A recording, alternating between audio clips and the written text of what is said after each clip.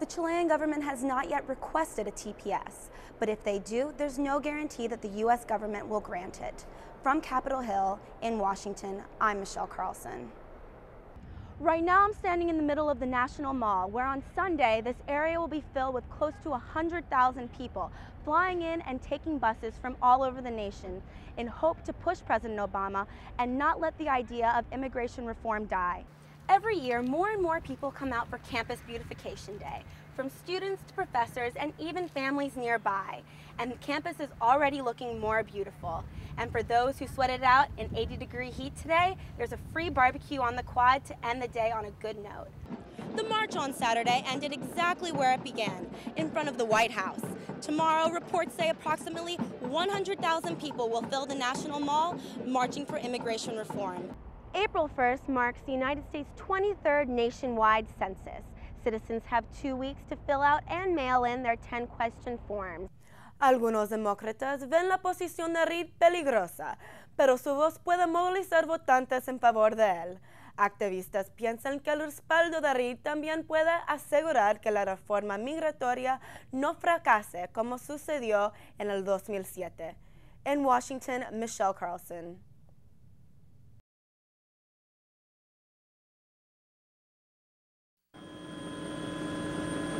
The Chilean earthquake that shook the country on February 27, 2010, has left hundreds of people dead and relatives in the U.S. pleading for help. Jaime Rodriguez is one of those family members living in the United States who is hoping the U.S. will grant Chilean immigrants temporary protected status, also known as TPS. ¿De qué forma puede ayudar a los chilenos? Muchos. In what way can Chileans help? With remittances, because sending money is a way to help. But what good are remittances if we have a state of irregular immigration?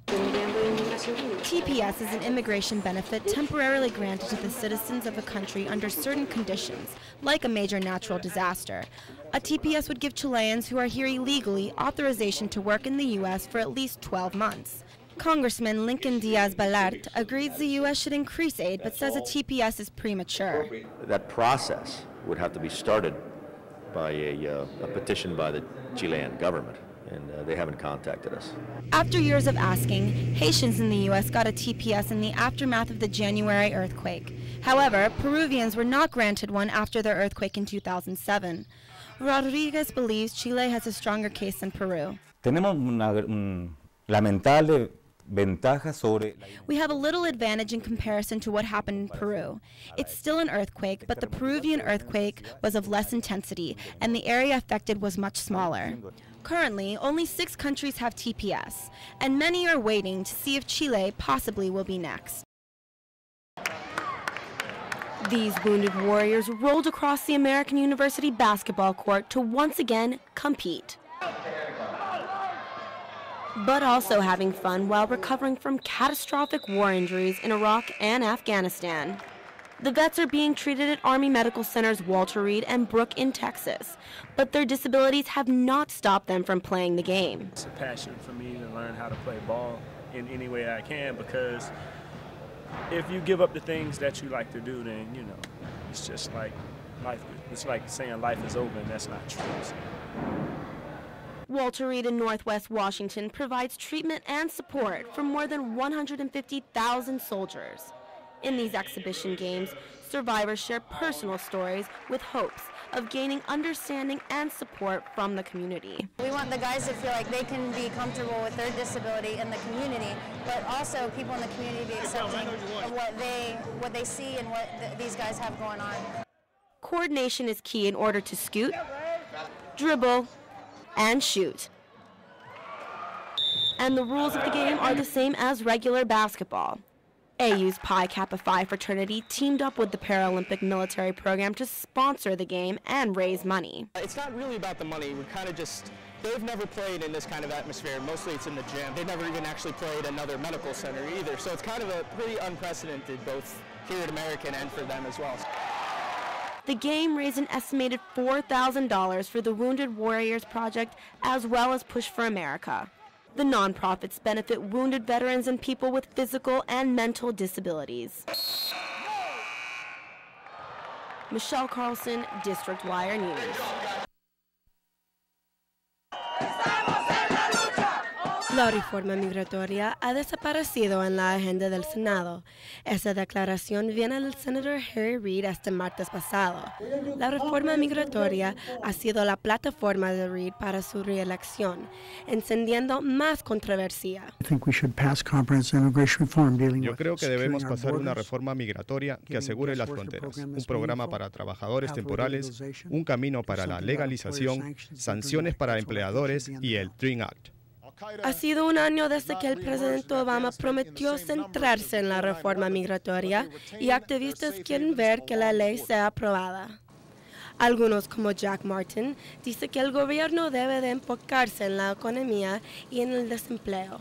Es un costo bastante grande para Estados Unidos adoptar una amnistía, porque la población que ha recibido la amnistía entonces va a poder pedir beneficios que están negados a ellos ahorita, y estos beneficios están bastante costosos. Otros, como el senador Menéndez, dicen que la reforma puede ser la solución a estos problemas, y la ley como el de Nuevo de Arizona no sirve. Yo creo personalmente de que lo que Arizona hizo no solamente es un error enorme, pero creo que actualmente cuando se invoca la ley, creo que es inconstitucional. Hispanos reclaman que fue el voto latino el que ayudó a Obama a ganar la presidencia en el 2008.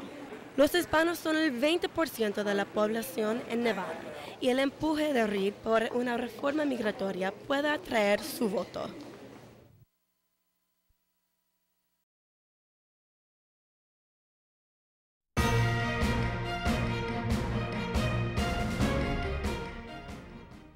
Good afternoon, I'm Michelle Carlson.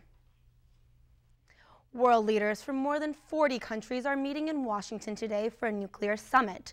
The group is discussing how to keep nuclear materials out of the hands of terrorists.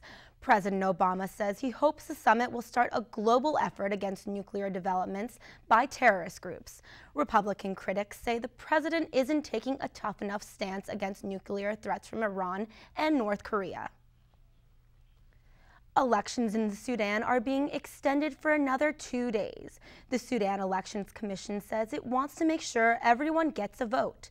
Election monitors are complaining that voting hasn't even started in some parts of the country, and that some voting stations have been moved without notice. This is Sudan's first multi-party election in a quarter century. It will determine whether current President Omar al-Bashir wins another term. Al-Bashir is under an international indictment for war crimes in Darfur. Russian investigators are blaming human error for the crash of a Polish plane that went down near the Smolensk airport in western Russia this weekend. Polish President Lech Kaczynski was killed, as well as other political, military, and religious leaders on board. There were no survivors. The plane crashed on the way to a memorial service. The weather was bad, and the pilot attempted to land in dense fog. That's all the time we have for today. I'm Michelle Carlson. Tune in next time for District Wire News.